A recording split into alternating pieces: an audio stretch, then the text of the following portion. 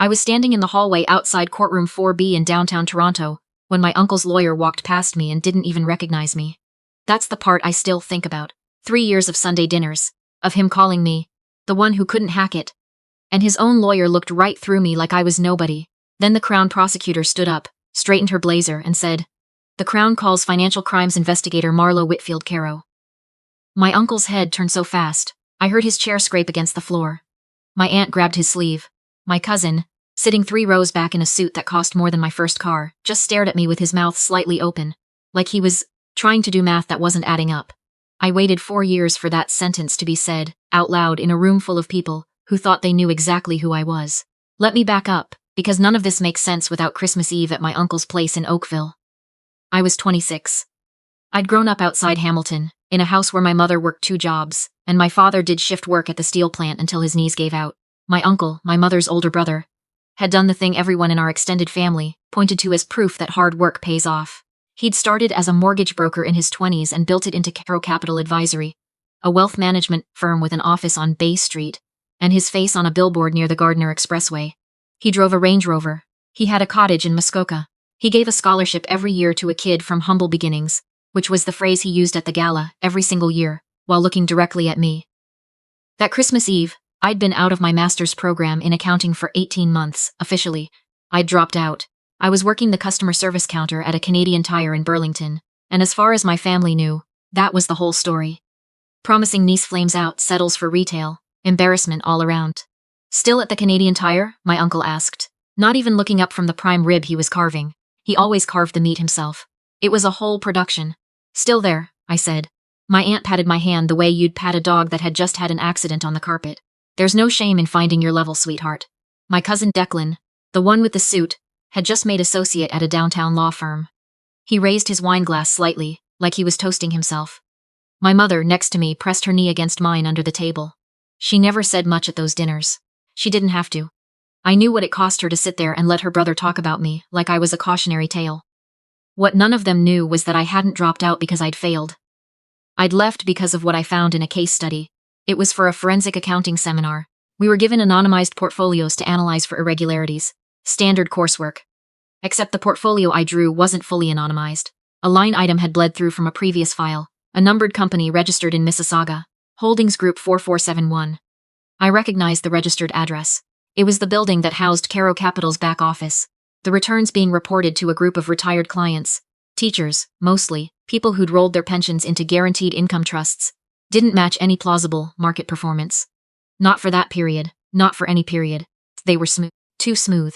Real returns have noise in them. These didn't. I took it to my supervising professor. She told me I was pattern matching on insufficient data, and to be careful about insinuating fraud in a class assignment involving a real named firm, even accidentally. Fair enough. I took it to the faculty ethics advisor instead. He told me kindly that this wasn't really a student matter. 3 weeks later, somebody keyed my car in the parkade at school. Just my car. Nobody else's on that level. I told myself it was a coincidence for about 5 days. Then a man named Etienne. No, not Etienne, sorry. His name was actually Desmond Ochterberg, a financial crimes investigator with the Ontario Securities Commission, called my cell phone and asked if I had time for a coffee near campus. He said someone had flagged a pattern similar to one his unit had been quietly tracking for over a year. He didn't tell me how he'd gotten my name. I never asked. I left the program 4 days later. My official story, the one I told my family, was burnout. I said the math had broken something in me. My uncle believed it instantly and completely, because it confirmed something he already wanted to believe about me. That was the whole point. People believe the story that flatters their assumptions. I just had to give him one. By the time I sat at that Christmas Eve table, carving small talk out of nothing, I'd been working with Desmond's unit for over a year. Not as an employee, as a confidential source. Then something closer to a contracted analyst. Because I understood the mechanics of structured trusts in a way most of his investigators didn't. I had a master's worth of training and a family connection that let me walk into rooms federal investors couldn't. That dinner was the first time I really watched my uncle operate from the inside, knowing what I knew. He left the table twice for work calls. Both times I caught him through the French doors to the patio, phone pressed to his ear, his easy dinner table voice gone hard and clipped. The second time, I caught 4 words through the glass. Move the Halton file. Halton was a client file I'd flagged 8 months earlier. A group of retired Halton district teachers, whose pension rollovers had been quietly shifted between 3 internal funds in a pattern that existed for no reason, except to obscure where the money actually was. I excused myself to help with the pavlova and texted Desmond from the pantry. Halton file being moved tonight. His reply came back in under a minute. We see it, don't react. After dinner, while everyone else drifted into the living room with their coffee, my uncle pulled me aside near the staircase. I've been thinking about you, he said in that tone he used that made charity sound like a verdict he was handing down. I could use someone with an analytical mind at the firm. Nothing glamorous, filing, client reconciliation. But it's a door. I'll think about it, I said. Don't think too long. Doors like that don't stay open. I drove home to my basement apartment in Burlington that night and filed a 14-page contact report before I let myself sleep. I have to tell you about my cousin Imogen, because none of this happens without her. Imogen was my uncle's daughter, younger than me by 3 years, the quiet one at every family event, the one who watched more than she talked. 2 weeks after that Christmas Eve dinner, she texted me out of nowhere. Can we get coffee? Not near my place. We met at a Tim Hortons off the QEW at 7 in the morning on a Tuesday, both of us in coats too thin for how cold it was. She had both hands wrapped around a double-double she wasn't drinking. I need you to answer something honestly, she said. Are you investigating my dad? The whole restaurant felt very small for a second. I looked at her for a long moment, trying to read how much she already knew. What makes you ask that? Because I've been watching him for almost 2 years, she said. And I have a folder on my laptop I don't know what to do with. What she showed me over the next hour rearranged everything. She'd found a second set of records in his home office. Not the polished client-facing statements, but internal reconciliation sheets, names of compliance officers who'd been consulted on transfers that should never have required compliance sign-off at all, a running ledger of which client funds were being used to cover shortfalls in others. Classic Ponzi mechanics dressed up in wealth management language. She didn't fully understand the structure, but she'd photographed everything, methodically, for almost 2 years, terrified of what exposing her father would do to her mother. He's been pressuring Theo to move his whole signing bonus into the firm, she said. Theo was her fiancé, a software engineer who'd just gotten a job offer from a firm in Waterloo with a bonus large enough to matter. He doesn't understand what the fund actually is. I can't let him put that in there. I can help, I told her, but you need to understand. Once you give this to me, it's not between us anymore. It becomes part of something bigger than this family. She nodded slowly, like she'd already made peace with that months ago. I know. I've known for a long time. I just needed someone safe to give it to. She looked at me across the table, really looked. The way people do when they're recalculating someone. I always thought it was strange that you dropped out. You were the sharpest one in the family, and he made fun of you for it constantly, but he never let you close to the business either. Like he was keeping his distance on purpose. People underestimate what they've already decided to dismiss, I said. I'm going to skip the part that took the longest, because patience isn't what makes a story worth telling. What matters is this.